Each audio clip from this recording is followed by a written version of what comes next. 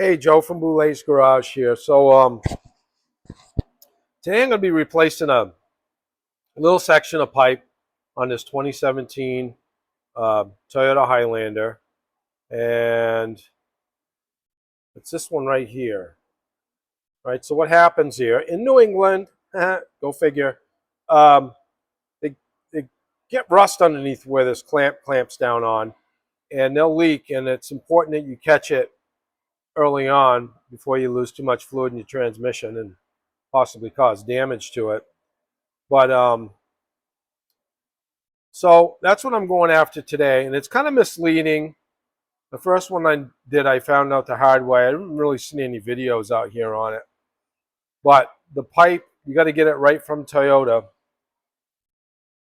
And the thing about it is, you would think that this is the new pipe, part number 9040-14034. Anyway, you would think that this was designed to spin on this pipe, but it's not. It's actually soldered in there, brazed in there. And this does nothing for you. So the last one of these I did, I actually had to straighten this pipe out as much as possible to get it past here so I could spin it in. And it was much more than I expected to get involved with. I had tried loosening the transmission mount and jacking the motor up, and that wasn't enough. So the way I had to do it and the way I'm going to do it, it's really not the way I would like to do it, but that's the way it has to be done. Otherwise, it's going to be really costly. So less costly than the transmission, but hey. So I'm going to get going on this, and not that much of an instructional video because it is what it is. Pretty straightforward from what I just told you, but if you're planning on doing this yourself, don't expect it to be a 15-minute job, which it should be, but it's not. Okay? Okay, so I want to show you this pipe. I got it disconnected from the hose. I had to bend it out. Pull it on, it bends pretty easily, but as you can see, I had to bend it that much so it would clear the subframe here. So I'm going to bring this to next to the new one and show you how much we're talking about here. So I had to basically bend it that much to get it out of the transmission. And so I have to bend the new one almost identical to that, very carefully, mind you, so it'll be able to accept it, and then I'll bend it back the way it's supposed to be when I get it back in there. Yeah, I know a lot of you are probably like saying, oh geez, you know, that's horrible. Well, if you think of another way to do it, let me know, aside from jacking the whole transmission up and lowering the subframe and all that. That's the way I'm doing it. I've done it before, and I haven't had an issue. All right, I got that new fitting in there, bent it back in its position it's supposed to be, no more leak. And yeah, so now I just got to top off the fluid.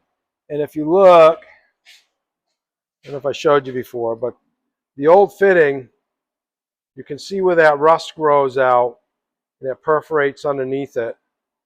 And that's where the leak starts. So they end up getting really bad and leaking profusely. So we got to it before that happened. But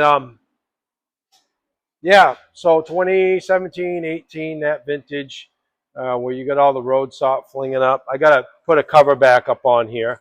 I had one bolt break off. I had to work that out. But yeah, so if you're in this situation and you're planning on tackling yourself, it's not really a 5-minute job, just so you know. And if you have any doubts at all, pass it on to a qualified technician. You probably ask me, oh, Joe, how are you supposed to top off and check the fluid? All right. Well, transmission fluids fill right here. What you're going to do is want to get a 10 millimeter hex drive like this on a ratchet. You're going to want to crack this loose, right? Now, if you completely take it out, it's going to drain fluid out. because the engine's not running, turning the transmission. All right, so you want to crack it loose, and then I use, it's a handheld pressurized um, filler, transmission filler. You can use it for gear oil or whatever, but I fill that up. So I'll hang the fill tube hose off of here, and with it running up in the air, now keep in mind it's going to be level. If it's not level, you're not going to have an accurate check. All right, so what you're going to want to do is you're going to take that drain plug completely out. You're not going to see any fluid come out. All right, if you do, you're good. But you want to add fluid to the fill, pump it, watch it, watch it, watch it. Once a stream of fluid comes out of that, you put the drain plug back in. You're good to go. Put your fill plug back in. You're all set. Okay?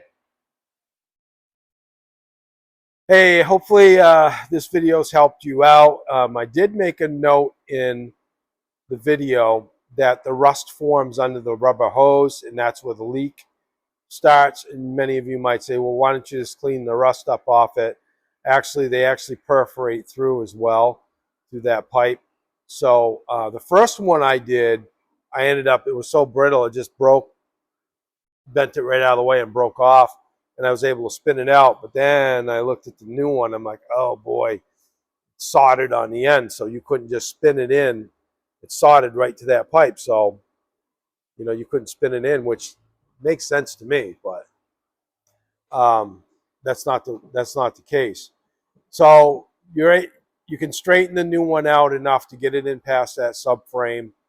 I'd spent about 2 hours on the first one I did trying to figure out a way to get it back in there without straightening that pipe out like that. Loosen the transmission mount. Could not get it out of the way. I tried to lower the subframe a little bit. There was no way for me to do it without spending a bunch of labor doing it. If you know a better way to do it, if I'm missing something, let me know. Share it in the comment sections. I appreciate it. And if this video, if you like it, please do. And you see the Boulet's Garage ball, tap that. You'll be subscribed. I'd appreciate it. You have yourself a good night. I appreciate you.